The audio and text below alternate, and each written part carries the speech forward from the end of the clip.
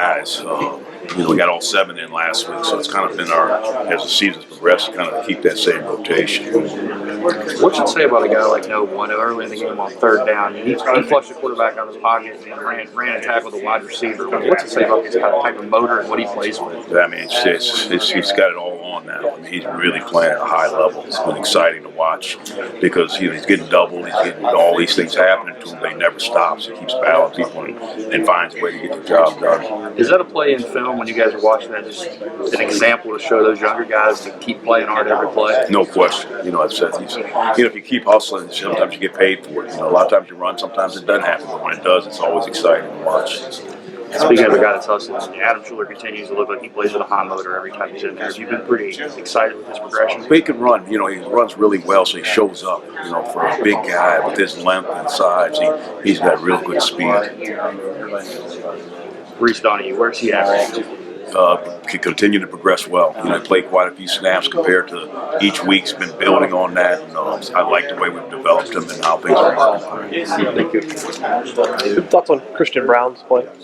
Yeah, he's been solid. Been playing both nose and in, and he's really pushed the pocket, and it's helped us. Being able to do both, and has the ability, mentally wise, to handle both positions, and so it's been helpful.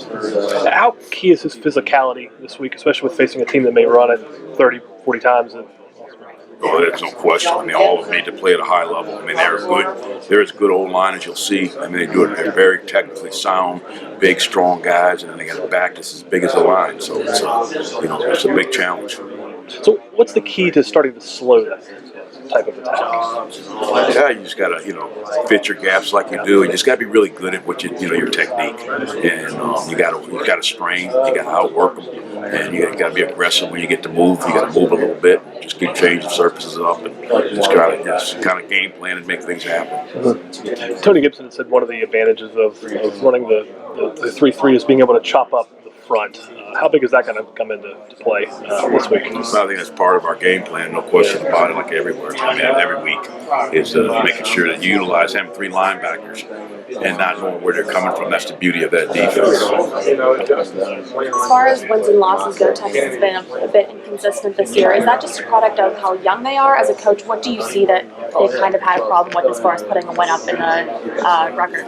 Well, I think, if you watch them, they've progressed and developed. I know they started off real hot and then they kind of, teetered a little bit, but now they've put together some really good wins and made some adjustments and changes, and it just shows how good of a coach Strong is by being able to make adjustments in the middle of the year and get him on the right track. I do, you see a young quarterback that's doing a really nice job. He's played quite a few games now, so he's not playing the youth that he did in the early part. Very poised young man. And then when they are on, like against Baylor, what does make them so dangerous? Well, they're so big and strong. I mean, they can be very powerful. The quarterback's got a nice touch where he can keep you off balance throwing the ball. And then when you got a big back that can dominate the game, it keeps you really on. It puts the defense on its heels if you let them get going. Sure. So how do you stop Deontay Foreman? Tackle. Tackling? Gang tackling? I mean, a lot of guys involved. There's no question about it. You just got to make sure you put, same shoulder, same leg. You got to be good at your technique. You arm tackle him, you're going to watch. You're going to get on his back and take a ride. And you're not going to arm tackle him. He'll run you right over. And again, with the big back, it seems like important to get to him early before he gets ahead of steam. I mean, try to turn him sideways rather than get upfield. Well, I think anytime you can get a back, any back, but especially a big back, if you can get him going in a profile position where you've got him running towards the sidelines, you've got better angles to get him down and better leverage to get him down. You let him get straight ahead, and he gets in the open field. He plays as a fast, as a smaller back. It's speed with the speed of a smaller back with the same size. Different subject. Christian Brown, doing a feature on him. What's Christian done the last couple of years to get to the point where he is now? I think just getting a lot of playing time and understanding what his role is and trying to get better at it.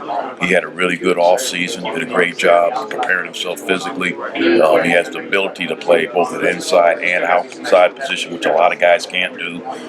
It's not as easy to play the nose position, even though the end will play a head-up position. It's hard when you start getting a lot of bodies around you and be able to play play with that same power and explosiveness, and he's been able to handle both positions. Yeah, how unique is that? Being able to move inside, be a defensive end one play and a nose the next. I think it's a challenge, and it takes there's not every one of them can do it. I think all of them would try, but it'd be hard for some of them. It's special when you get a guy like him.